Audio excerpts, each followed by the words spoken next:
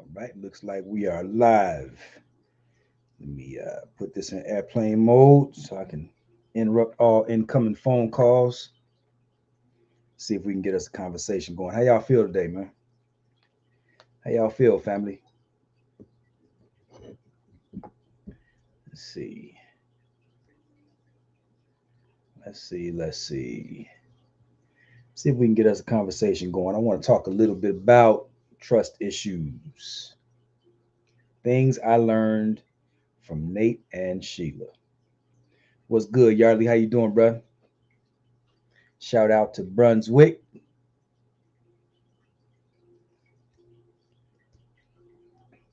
Y'all do me a favor, man. Hit that like button, smash that like button for me, and share this video. Do a watch party. See if we can get some engagement. I want to talk a little bit about trust issues. Jeff Brown, that though. What up, bruh?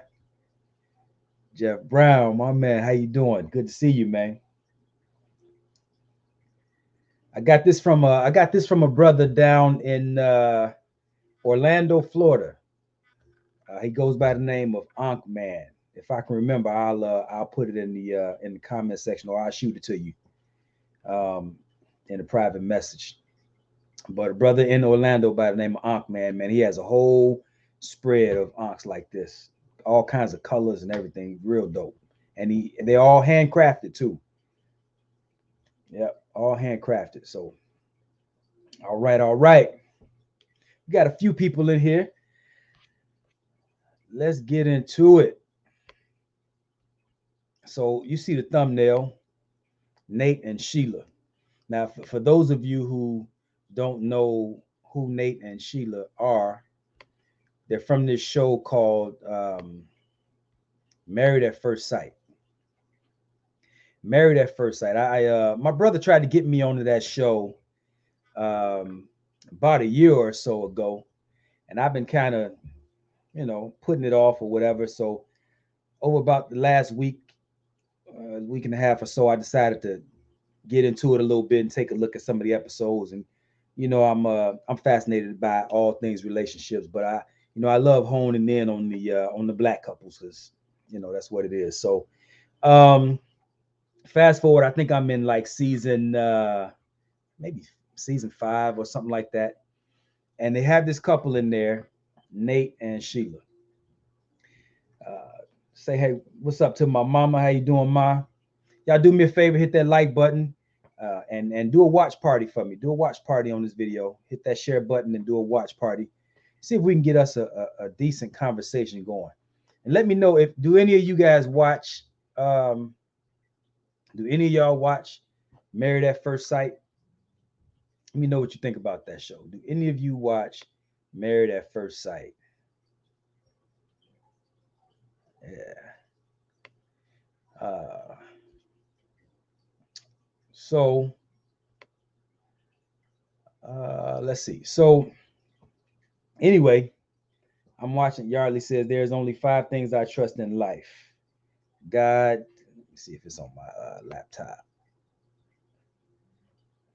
God, guns, blades, dogs, and myself. I can dig it. I can dig it. I can dig it. I don't. I trust my wife. I trust my mother. I trust my brother. It's a few people in my circle. You know. I trust my little sister. You know. My children are adults. I trust them. So it's a few people in my circle that and I know that trust is really built on it's really a rapport. It's as much of an energy exchange as it is anything else, and that's going to be based on the experience, right? So I get it. I respect everybody else's journey. Not everybody has the same path.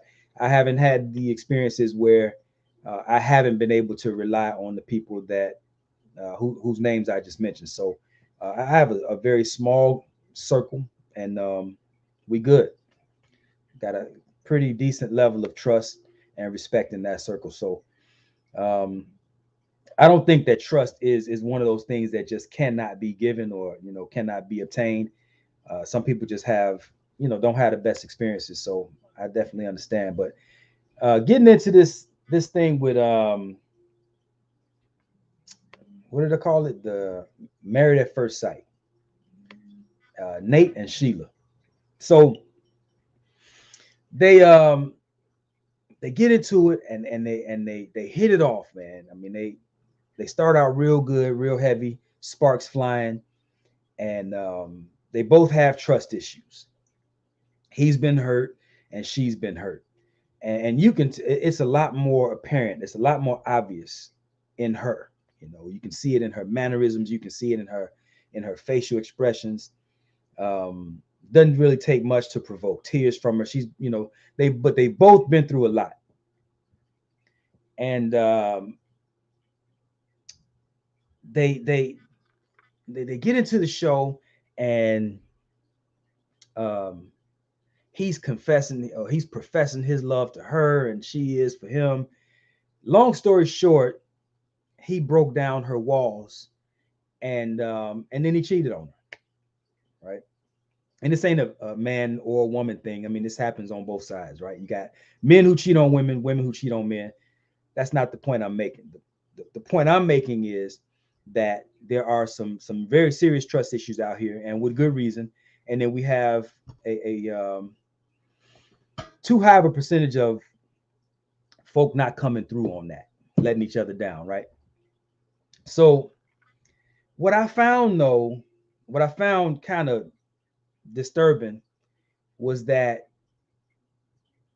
in this instance, he knew how much she had been through. She had shared, a lot of her pain with him, and she was very emotionally fragile.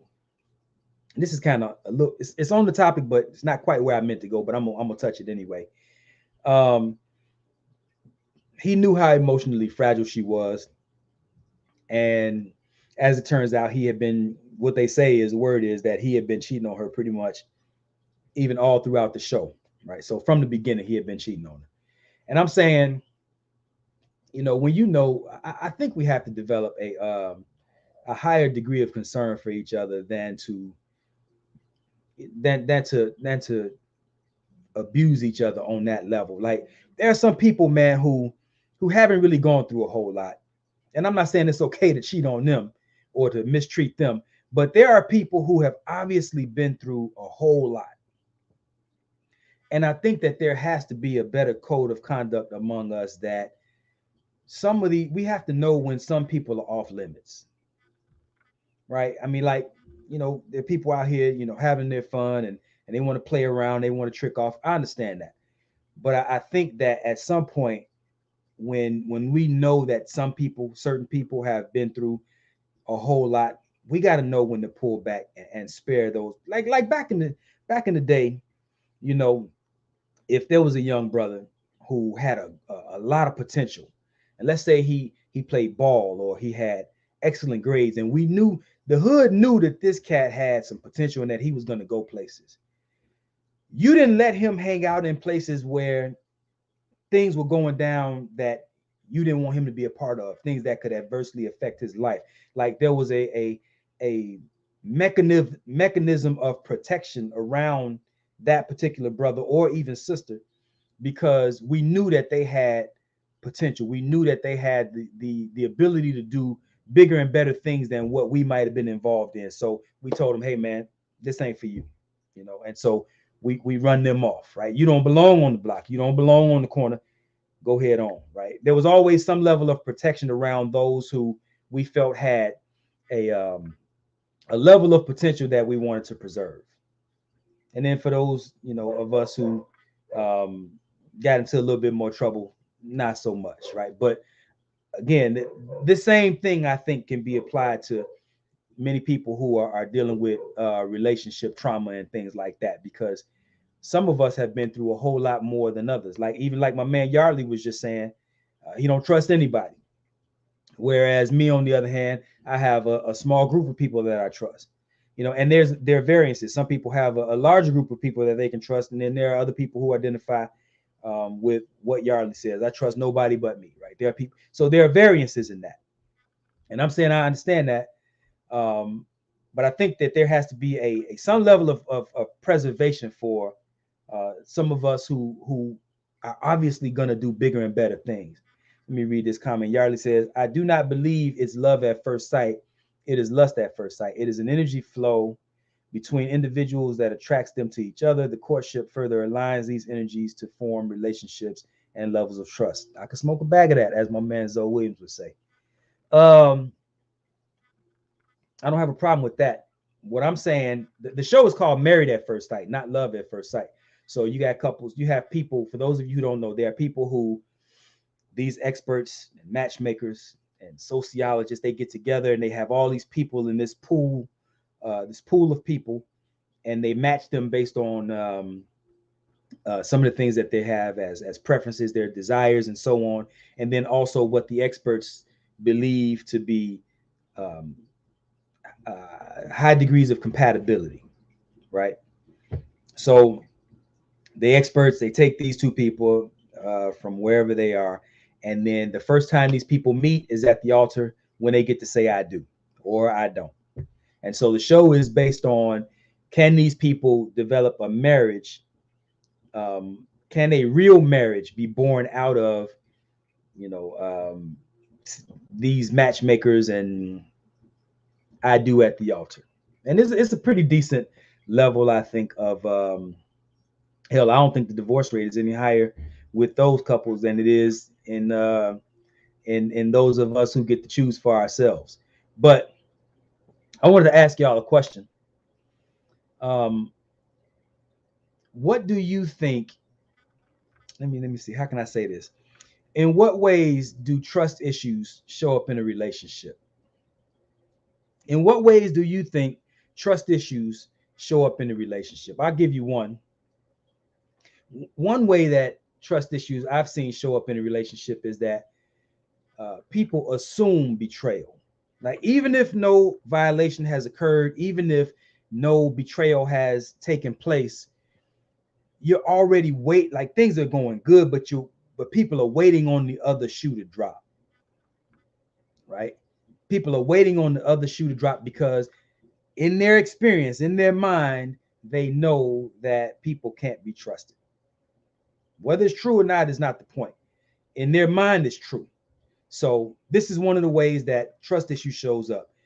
People assume betrayal, even if it hasn't taken place.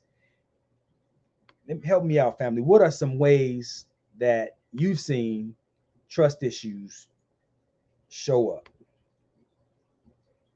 Here's another one. Not only are people assuming betrayal, they're waiting on betrayal. And it's almost the same thing in the same vein, right? But they're waiting on betrayal. Like I was saying, waiting on that other shoe to drop. Christy says, "What up? What up, Christy? How you doing, sis?" People are waiting on that other shoe to drop. Here's the problem with that. When we assume betrayal, right, we already broke down the word assume. We know what that means. Assume means you make an ass out of you and me. That's what some people say. And then the other part is, one is you assume betrayal. The second part is you're awaiting betrayal. The problem with that is, if your mind is already so fixed on this idea that you're going to be betrayed, then you've been betrayed whether or not the betrayal even takes place. What does that mean? That means that there's a fundamental truth in science where molecules under observation behave according to the observer. In other words, what the thinker thinks, the prover will prove. So if you think that somebody's going to betray you, then they've already betrayed you, whether or not they've betrayed you. Does that make sense? Yardley said, so many people have a lack of integrity, lack of good morals, lack of good morals, good character, and honesty. That's the fact. That's a fact. There's a very high degree, high percentage of deceitful people out here. Um, I mean, I couldn't have said it better myself. The amount of people um, that we can confide in, it seems to be decreasing all the time. But inevitably, there are some people out here who, you know, who can earn that trust if you give them a chance to, or who can show you that they are people of good character and integrity, and good moral standing. So I think the problem with with what you just said, Yarley, is that there are a lot of people out here who fit the description that you just gave. The problem is, though, oftentimes we paint with such a broad brush that we include almost everybody in that, even before they've had a chance to prove whether or not they deserve to be in that category. So, like I said, we either assume betrayal or we're awaiting betrayal. Another way is another way that trust issues show up in relationship is we tend to be overly protective. We tend to be overly protective, and maybe even a better word is guarded, guarded of ourselves, right? So those of us who have been married for a long time, I know my man Jeff Brown has been married for a long time. Um, Jeff, I think what you got, like 20 years in the game, Jeff, if you're still in there. Jeff Brown been in there for a minute. I've been married for 30 years. You develop a rapport over time where, you know, it's pretty solid. But here's where I'm going with that. Um, the only way that you can fully enjoy a relationship, the only way you can get the most out of a relationship that the relationship has to offer is to become vulnerable, to purposely make yourself vulnerable. And in other words, it's kind of like giving somebody the ammunition to hurt you, but trusting that they won't, believing that they won't. Right? My wife has access. She has all the access in the world to hurt me in ways that nobody else can. She got, she got my bank account.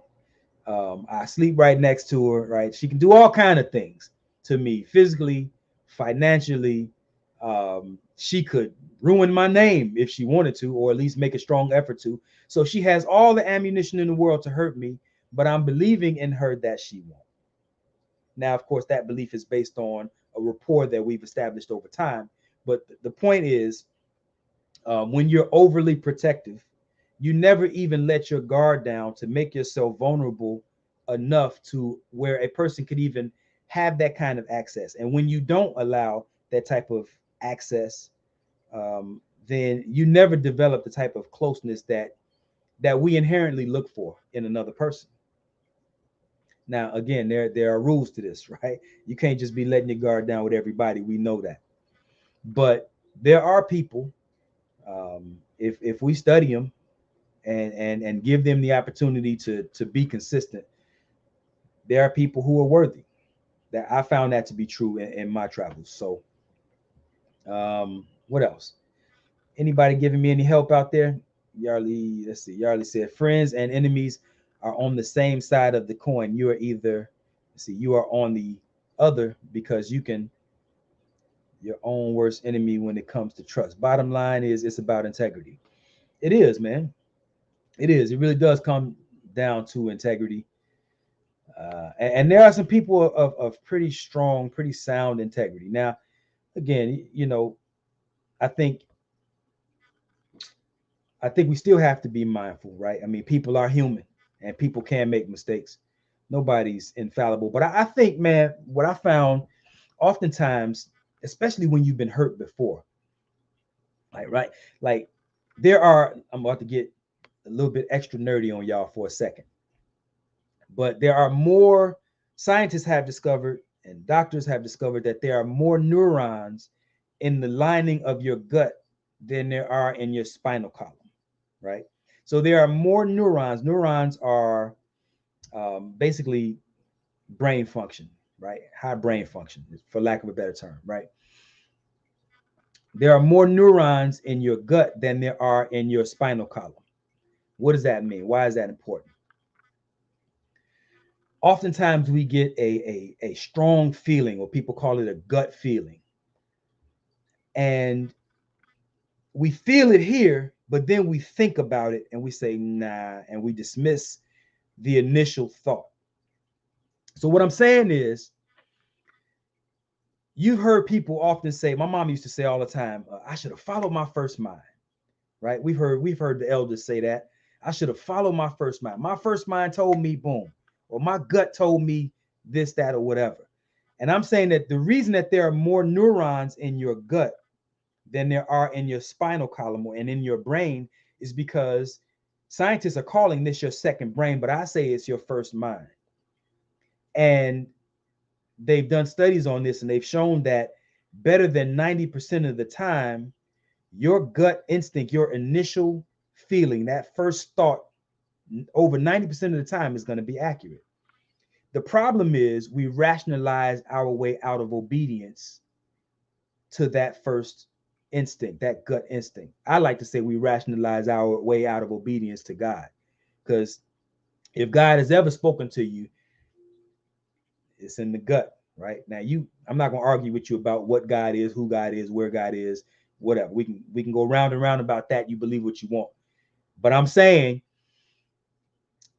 if there's, look, I'll use a scripture. Greater is he that is within me than he that is within the world, right? So we're always saying that God is somewhere other than right here. But even those who follow the scripture, the Bible is telling you that God is within. Greater is he that is within me than he that is within the world. So that gut instinct, that's the voice, that's the intuition inside of you that is warning you about what's good and what's not.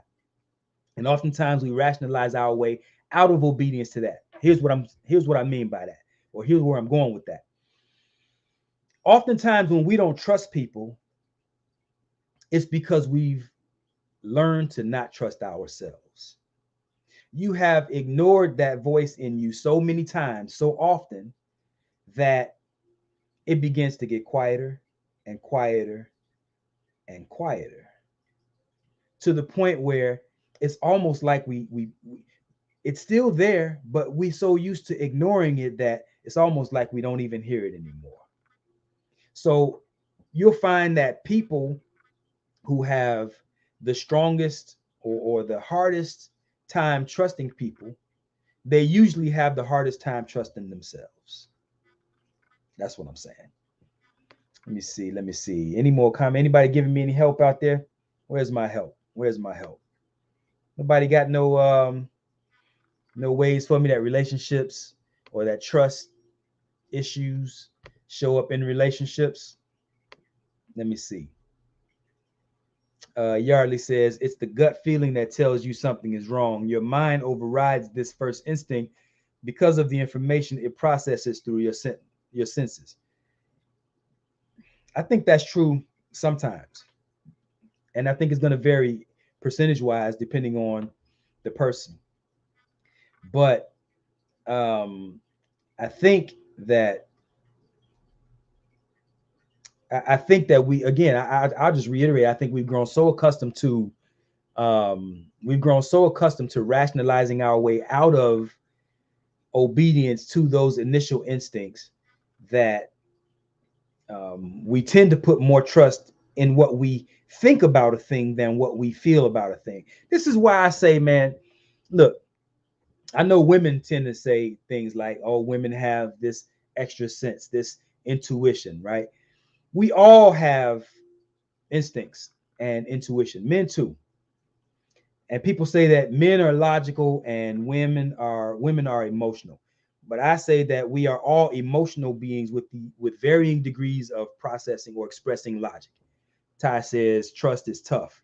That's a fact. It is, man. It can be. It can be. That's another one of my partners right there. Ty's in my circle. Right? Me and Ty, we get down. That's my man.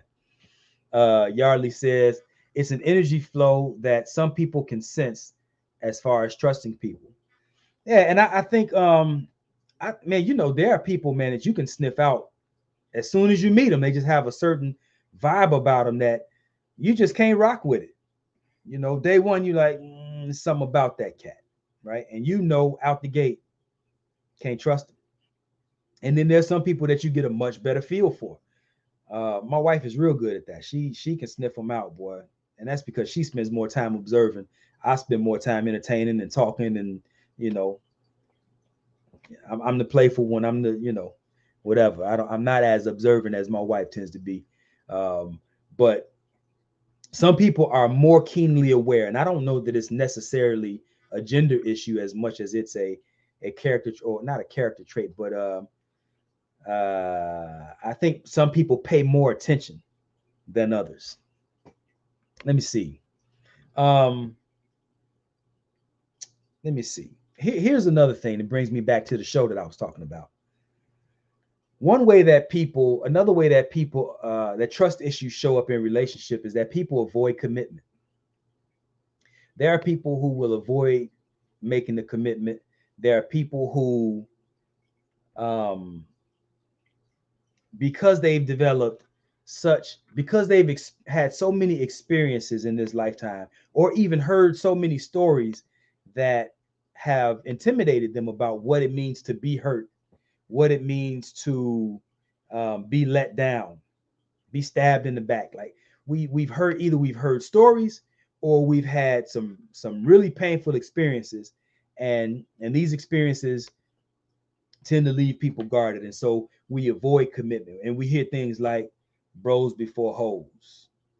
We don't love them hoes. We don't trust them. Or you hear women say things like all men cheat, right?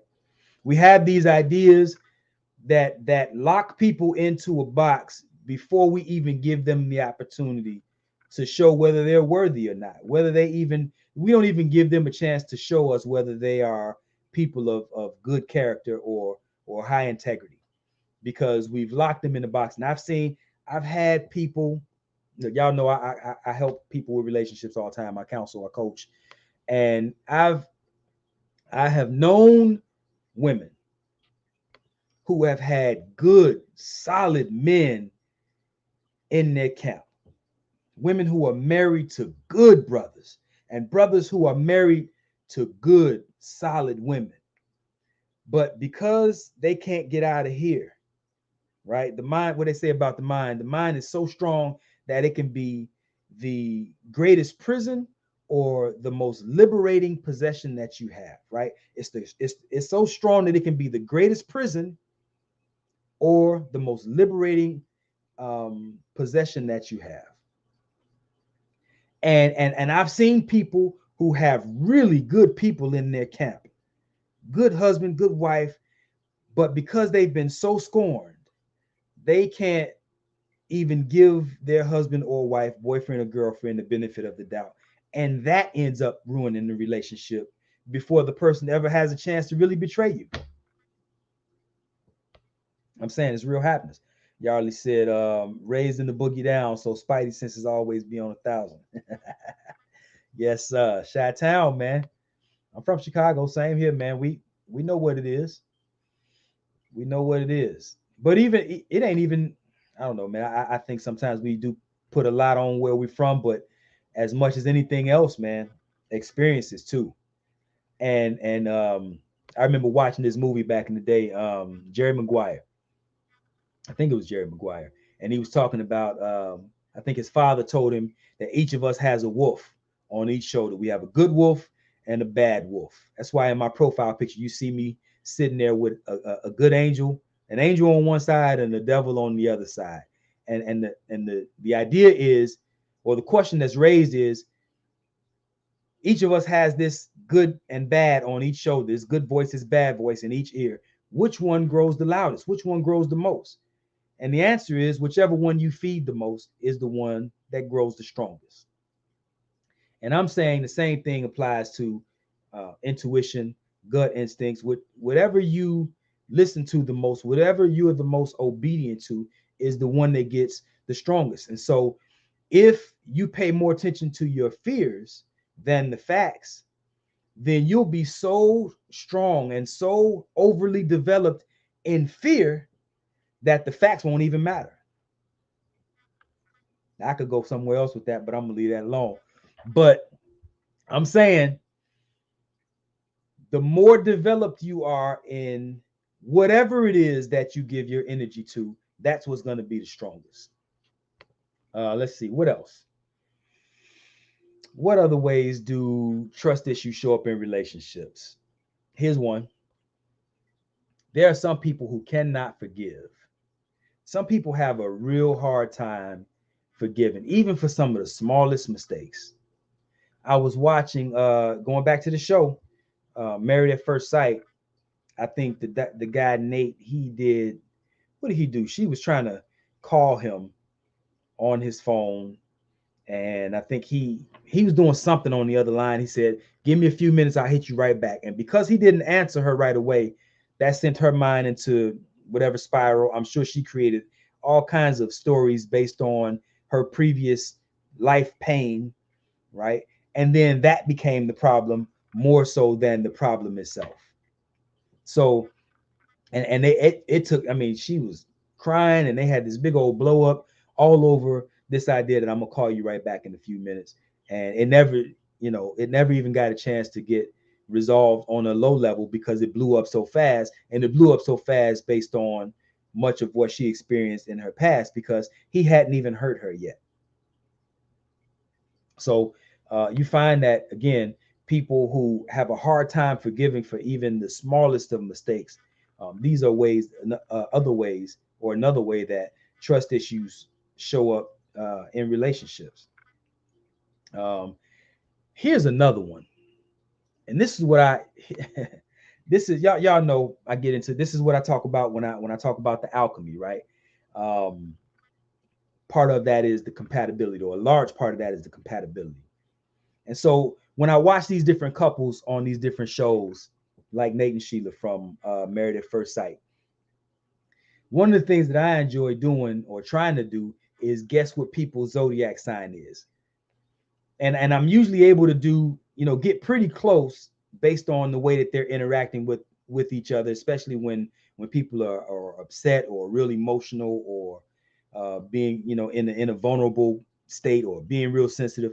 I can usually get pretty close to what their zodiac sign is. So me and the wife, we were watching one of the episodes last night, and I said to her, I said, I bet you that Nate is an Aries. I'm an Aries. So much of what he was doing and much of what he was saying, it was resonating with me because he was speaking in some of the ways that I think and in some of the ways that I rationalize. So I'm like, I bet you he's an Aries. And then I'm looking at her and I'm listening to the things that she's saying. She's saying things like, I'm very pragmatic and I'm super organized and I'm very particular. Like she's making these different references to her, what it is that's important to her. I said, I bet you she's a Virgo. I bet you she's a Virgo, and I bet you he's an Aries. And then I said, well, and I'm doing this because I'm trying to make an assessment as to how successful I think they might be in their relationship. And then I say, well, Virgo and Aries, they can rock, right? Virgo and Aries can work. But I'm looking at this guy at the same time, and I'm like, man, this dude he's a little bit more sensitive than what I am. But I put my vote on Aries, and I'm gonna lock that in. That's what I'm gonna stay with. So my wife looked it up, and she found out that he was a Pisces on the cusp of Aries. So the reason that I resonated with some of his Aries tendencies is because he was on the cusp of Aries. His birthday is March 19th, 20th, something like that. So there's some bleed over. Here's the problem, or not problem, but here's the challenge, right? Let me back up. Out of all 12 of the zodiac, each of them has a polarity, which means that each one has another zodiac sign that they have the hardest time, finding harmony with. So if you just picture an analog clock, 12, 1, 2, 3, 4, 5, 6, 7, 8, 9, 10, 11, 12, right? If you picture polarity in this term, for Nate and Sheila, Pisces would be at 12. Let's make Pisces, no, Pisces is 11, and Aries is, Virgo would be 5. Right? I would usually use 12 and 6. So for me, I'm an Aries, my polarity would be Libra, which means that as an Aries, the hardest relationship that I'm going to ever find is with a Libra. Doesn't mean that it can't work. It just means that that's going to be, on paper, that's going to be the most challenging path toward harmony for me. This is one of the things that they don't exercise in these matchmaking in this matchmaking in the matchmaking part of Married with First Sight. They need to really get me on that show so I can help them out, because I would have never put Nate and Sheila together, because Nate is a Pisces, Sheila is a Virgo. They are each other's polarity. You put her at 12 and him at 6, and you can just see the hands going in different directions, which means they're going to have the hardest time aligning and being on the same page, right? This is what Nate and Sheila, or at least a major part of the problem. And here's the thing about that. When you are each other's polarity, the sparks are the chemistry is so strong at certain parts of the relationship, especially in the beginning, before you're really figuring out who you're dealing with. And when you come in and you don't have this level of understanding that undergirds the relationship, you'll find yourself in love with somebody that you can't even stand. And this is what happened with Nate and Sheila. We saw so much volatility in that relationship. I mean, they would be riding high, like they couldn't keep their hands off each other. And then a scene or two later, or an episode later, she's crying. She got the ugly cry going. She got snot bubbles. I mean, and he's crying. I mean, they are extremely volatile because they didn't understand what each person was bringing to the table as it pertains to being each other's polarity. This is where people get off on the wrong track with this whole opposites attract thing. You have a lot of couples out here in opposites attract type relationships, not understanding that, yeah, the chemistry, the spark might be real strong at first and exciting at first, but if you don't combine a high level of understanding with the dynamic that you're dealing with, you're going to find yourself 2 months down the line, 6 months down the line, having a real hard time relating to the person that you were so crazy about just a short time ago. So I'm going to jump off here. I'm going to give a quick rundown on each polarity of the zodiac sign real quick, and I'm going to jump off. Since I touched on that, I'm going to go ahead and get that to y'all. So every zodiac sign has its polarity. I'll start at the top with Aries. So for Aries, the polarity is Libra. So that doesn't mean Aries and Libra can't work. It just means that Aries and Libra have the hardest time finding harmony in their relationship. The next one is after Aries comes Taurus. So Taurus and Scorpio are each other's polarity. That means Taurus and Scorpio will have the most challenging time finding harmony. The next one is Gemini. Gemini comes after Taurus. So the most challenging relationship for Gemini is Sagittarius. After Gemini comes Cancer. And Cancer, Cancer and Capricorn. So Cancer and Capricorn are each other's polarity. After Cancer comes Leo. I think, yeah, Leo. And the most challenging one, the most challenging relationship for Leo is Aquarius. So Leo and Aquarius are each other's polarity. Right after Leo comes Virgo, and this is where we get back to Nate and Sheila. Virgo and Pisces are each other's polarity. So I just gave you all 12, I think. What's after Virgo? Libra, which goes back around to Aries and Libra again. Right. So, and this is something that it sounds, we used to have this thing back in the day where, we run up on each other and the brothers used to use it as a pickup line. Hey, girl, what's your sign? Right. It devolved to a pickup line, but that's not what it was meant to be. It was really meant to be an introduction to who you were dealing with. So if I, as an Aries man, walked up to a young lady and I say, man, she's fly, she looks nice, and I'm interested in her, I might say, what's your sign? And if she says Libra, then I'm automatically knowing, boy, I'm going to have to bring a whole lot to the table, a whole lot of understanding. There's going to have to be a lot of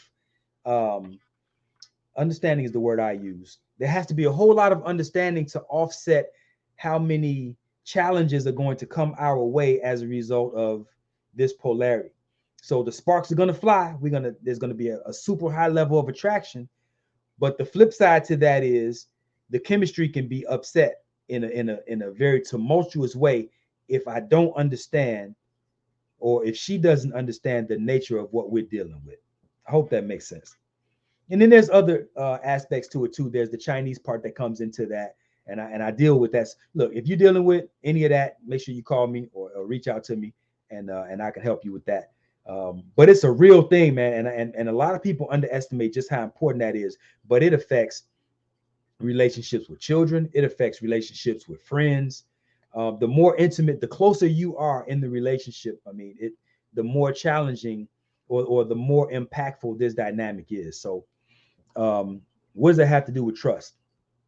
How does this play out as far as trust? If you are in a relationship with somebody who's your polarity, then oftentimes you find yourself second guessing almost everything they do because, again, you're moving this way, they're moving that way, and you're having a hard time connecting with them, resonating with them, vibing with them, trusting and believing that they are who they say they are, that they're going to do what they say they're going to do, be where they say they're going to be.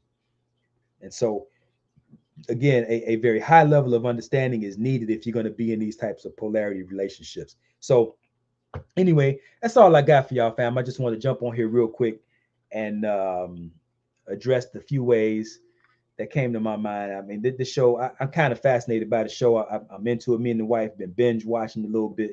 So we're going to probably watch a few more episodes today. We're about to go out and get us a bite to eat. They got a nice little steakhouse down here. I forget the name of it. It's at the JW Hotel. I forget the name of it, but it's real nice. Nice little African spot down here in good old sunny South Georgia. So, yeah, make sure y'all look. If you got any questions about any of this stuff that I'm talking about, all this love alchemy stuff, if you know anybody that needs any relationship help, consultation, coaching, counseling, don't hesitate to reach out. This is what I do. And not only do I do it, but I really enjoy doing it. Largely because I love seeing Black people win. I really do. Black people making love work the way that it's supposed to work. Kind of that's my thing. I really dig it. So that's all I got for y'all, fam. Look, can I put a comment in here? Let me post a comment. Y'all head on over. If you haven't gotten my book yet, www.theconditionsoflove.com. Head on over to my website and check out the book that me and my wife wrote together. It's called 31 Days to Mastering Your Relationship. It's the heart work book. And we wrote that for couples. It's essentially like relationship counseling or marriage counseling in a binder. Real nice piece that we're pretty proud of. Jump on over there and grab that. And again, don't hesitate to reach out to me if you feel like there's anything I can do to help. Mentorship. I love mentoring young men and mentoring young couples. I really don't like that word mentor. It's really jegna, but I know everybody relates to mentor, so that's why I use it. But anyway, I love y'all, fam. Appreciate y'all for coming out, spending a little time with your boy. Till next time. Peace.